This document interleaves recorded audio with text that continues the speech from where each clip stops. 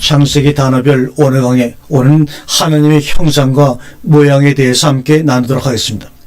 오늘 본문은 창세기 1장 26절의 말씀입니다. 함께 읽겠습니다. 하나님이 이르시되 우리의 형상과 우리의 형상을 따라 우리의 모양대로 우리가 사람을 만들고 그들로 바다의 고기와 하늘의 새와 가축과 온 땅과 땅에 기는 모든 것을 다스리게 하자 하시고 아멘. 하나님의 형상을 따라 우리의 모양대로 우리가 사람을 만들고, 어린이들이 부르는 동요 가운데 엄마 서도 얼룩서 얼마 닮았네라는 가사가 붙은 노래가 있습니다. 아주 굉장히 정겨운 추억을 불러일으키는 노래입니다. 새끼가 엄마나 아빠를 닮는 것을 우리는 너무나 당연하게 생각합니다.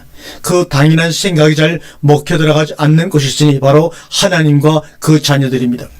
세상에 헤아릴 수 없이도 수도 없이 많은 하나님의 자녀들이라고 하는 사람들이 왜 하나님을 닮지도 아니하고도 당당히 하나님의 자녀라고 자칭할 수 있는가, 참으로 신기한 것입니다.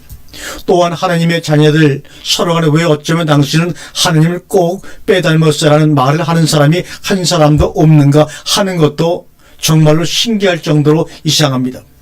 지금이야 과학적인 방법으로 피 검사를 한다든지 유전자 검사를 해서 친자 여부를 가리기도 하지만, 옛날에는 순전히 외모적인 생김새가 친자 여부를 가리는 기준이었습니다. 그와 마찬가지로 하나님의 자녀된 진위를 가리는 기준이 있습니다. 그것은 바로 하나님의 형상과 하나님의 모양입니다. 이것을 히브리어로는 체렘과 네무트라고 합니다. 이 체렘은 형상, 네무트는 모양입니다. 그런데 이 체렘과 네무트는 하나님의 자녀가 되고 나서 보니까 하나님과 닮은 꼴이 되어서 붙여진 이름이 아니고, 아예 하나님께서 당신의 자녀들을 만들기 시작하면서부터 우리 자녀들은 우리 형상과 모양대로 만들자고 미리 정하실 때부터 세우신 하나님의 기준입니다. 왜냐하면 이런 기준이 없으면 개나 소나 다 하나님의 자녀라고 우길 염려가 있기 때문입니다. 죄벌이 잊어버린 상속자를 찾는데 어떤 기준이 있어서 그 기준에 따라 진위 여부를 가릴 수밖에 없는 것처럼 분명한 기준을 세우고 당신의 자녀들을 만들기 시작하셨습니다. 그것은 대단히 중요한 일이기에 모두가 모인 자리에서 만장일치로 결정하고 시작한 일입니다. 누가 한 분이라도 반대하면 다른 종류가 나올 수 있기 때문이었습니다. 이렇게까지 해서도 결국 나오고 말았지만 말입니다. 나는 하나님의 자녀인가? 그렇다. 그러면 무슨 근거로 그런 얘기를 하는가? 나는 하나님을 아버지로 믿는다. 그것으로는 안 된다. 너무 주관적이지 않는가 이 말입니다. 나는 교회 장로다. 나는 목사다. 나는 집사다. 직분이란 사람들의 판단과 결정에 의해서 주어지는 것입니다. 나는 하나님을 두려워하고 경외한다. 마귀도 그렇다. 이렇게 다양한 어떤 이유를 붙인다고 해도 공증할 만한 근거는 되지 못합니다. 그것들은 외적인 증거요, 주관적인 주장이기 때문입니다. 설령 온 인류가 만장일치로 뽑아주고 증인으로 나선다 해도 아무 효력이 없습니다. 하나님의 정하신 기준에 맞아야 합니다. 그렇다면 하나님의 기준인 형상과 모양은 무엇을 말하는 것인가요? 먼저 형상으로 번역된 체렘이라는 단어부터 한번 살펴보기로 하겠습니다. 구약성경에서 히브리어로 17번 나오고, 역시 아람어로도 다니엘서에 17번 똑같이 나옵니다. 거의가 다 창세기를 제외하고는 우상이나 형상으로 나타납니다. 아람어인 다니엘서에도 2장과 3장에서 왕이 꿈에 본 신상을 일컬면서 이 단어 체렘을 이용합니다. 이상의 자료들을 볼 때 체렘은 다분히 어떤 것의 생김새를 조각하거나 만들어 놓은 것을 체렘이라고 하답니다. 이번에는 모양으로 번역된 네무트를 보시죠. 구약성경 전체 25번 이용되는데 특이한 것은 16개가 에스겔서 1장과 8장, 10장에 몰려있다는 것입니다. 여기에서 우리는 창세기 1장 26절에 근거를 찾을 수 있는 듯합니다. 에스겔서 1장 5절 한번 보죠. 속에서 내 생물의 형상이 나타나는데 그 모양이 이러하니 사람의 형상이라. 이게 바로 사람의 형상이라. 또 에스겔서 4장 6절입니다. 보좌 앞에 수정과 같은 유리바다가 있고 보좌 가운데와 보좌 주위에 내 생물이 있는데 앞뒤에 눈이 가득하더라.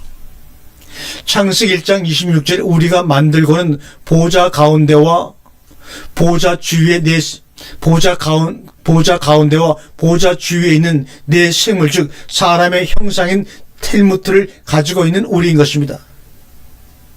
다니엘은 이런 분을 만났습니다. 다니엘 10장 16절에 인자와 같은 이가 있어 내 입술을 만진지라.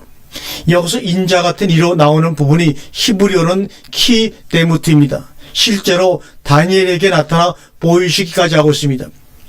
다니엘 10장 18절에서도 사람의 모양 같은 것 하나가 나를 만지며 나를 강건케 하여. 데모트는 아니지만 사람처럼 생긴 분을 본 것입니다. 그분이 누구였을까요? 고린도후서 4장 4절 그리스도는 하나님의 형상이니라. 고린도후서 1장 15절 그는 보이지 아니하시는 하나님의 형상이요 모든 창조물보다 먼저 나신 자니. 그러면 어떻게 해야 하나님의 형상과 모양의 하나님의 자녀가 되는 것인가? 요한복음 1장 12절에 이렇게 말씀하죠. 영접하는 자 곧 그 이름을 믿는 자들에게는 하나님의 자녀가 되는 권세를 줬으니. 그러면 누구를 영접해야 하나님의 형상과 모양을 지닌 하나님의 자녀가 될 수 있을까요? 말씀 곧 호로고스이십니다. 호로고스는 그 말씀이란 말입니다. 그래야 말씀이 육신이 되어서 우리 안에 거하시는 것입니다. 로마서 9장 8절에 곧 육신의 자녀가 하나님의 자녀가 아니라 오직 약속의 자녀가 씨로 여기심을 받느니라고 말합니다. 그러므로 로마서 8장 16절에 성령이 친히 우리 영으로 더불어 우리가 하나님의 자녀인 것을 증거하시나니 자녀이면 또한 후사 곧 하나님의 후사요 그리스도와 함께한 후사니 우리가 그와 함께 영광을 받기 위하여 고난도 함께 받아야 될 것이니라. 빌립보서 2장 8절에 사람의 모양으로 나타나셨으며 자기를 낮추시고 죽기까지 복종하셨으니 곧 십자가에 죽으심이라. 히브리서 2장 14절에 자녀들은 혈육에 함께 속하였으며 그도 또한 한 모양으로 혈육에 함께 속하시면 사망으로 말미암아 사망의 세력을 잡은 자 곧 마귀를 없애하시며 히브리서 1장 3절에 이는 하나님의 영광의 광채시요 그 본체 형상이시라. 그의 능력의 말씀으로 만물을 붙드시며 죄를 정결케 하는 일을 하시고 높은 곳에 계신 위엄의 우편에 앉으셨느니라고 말합니다. 그래서 그분은 죽으신 것입니다. 요한복음 15장 52절에 또 그 민족만을 위한 뿐만 아니라 흩어진 하나님의 자녀를 모아 하나가 되게 하기 위하여 죽으실 것을 미리 말함이로라. 우리뿐입니까? 로마서 8장 21절에 그 바라는 것은 피조물도 썩어짐의 종로로 탄 데서 해방이 되어 하나님의 자녀들의 영광의 자유에 이르는 것이라고 성경은 증언하고 있습니다. 에베소장 1절에 그러므로 사랑을 입은 자녀같이 너희는 하나님을 본받는 자가 되고 8장 29절에 하나님 미리 아신 자들로 또한 그 아들의 형상을 본받게 하기 위하여 미리 정하셨으니 이는 그로 많은 형제 중에서 맏아들이 되게 하려 하심이라.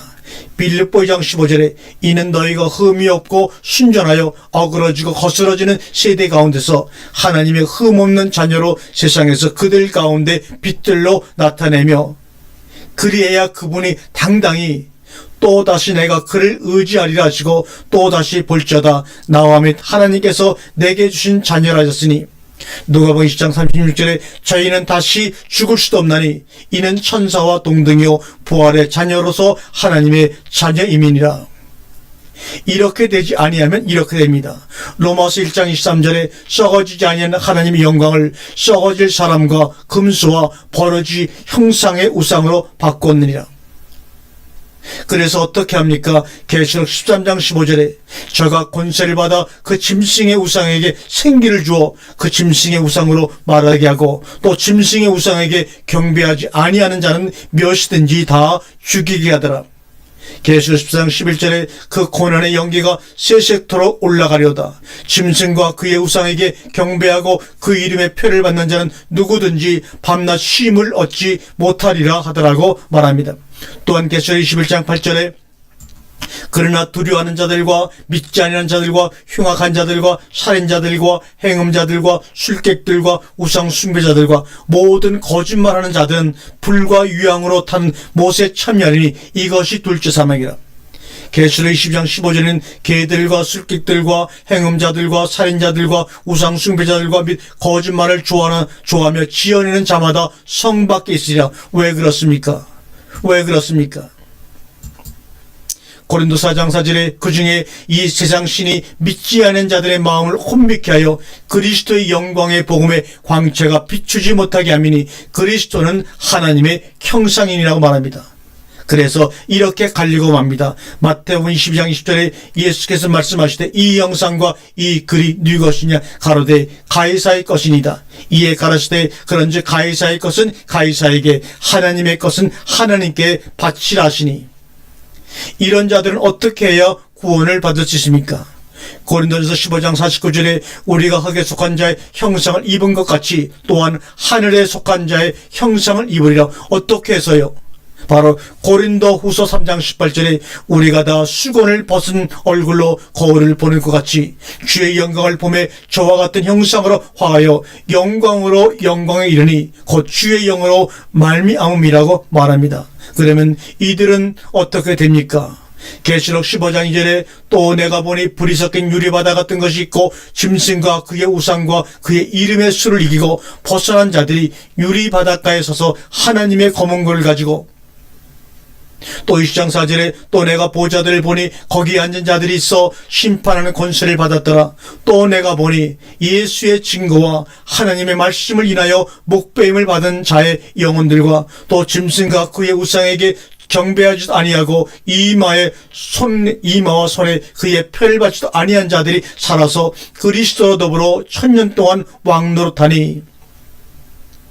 그래서 사도 바울은 실패한 갈라디아 교회를 향하여 이렇게 탄식하고 있는 것입니다. 4장 19절에 나의 자녀들아 너희 속에 그리스도의 형상이 이루기까지 다시 너희를 위하여 해산하는 수고를 하노니. 데살로니가서 2장 19절에서는 우리의 소망이나 기쁨이나 자랑의 멸관이 무엇이냐 그의 강림하실 때 우리 주 예수 앞에 너희가 아니냐 말. 우리 주 예수 앞에 있는 너희가 바로 우리의 기쁨과 우리의 소망과 우리의 멸관이라고 말씀하고 있습니다. 그만큼 우리라는 것이 얼마나 귀중한 것이고 기쁨인지 우리는 깨닫고 앞으로 승리의 삶을 살기를 주의 이름으로 권면합니다.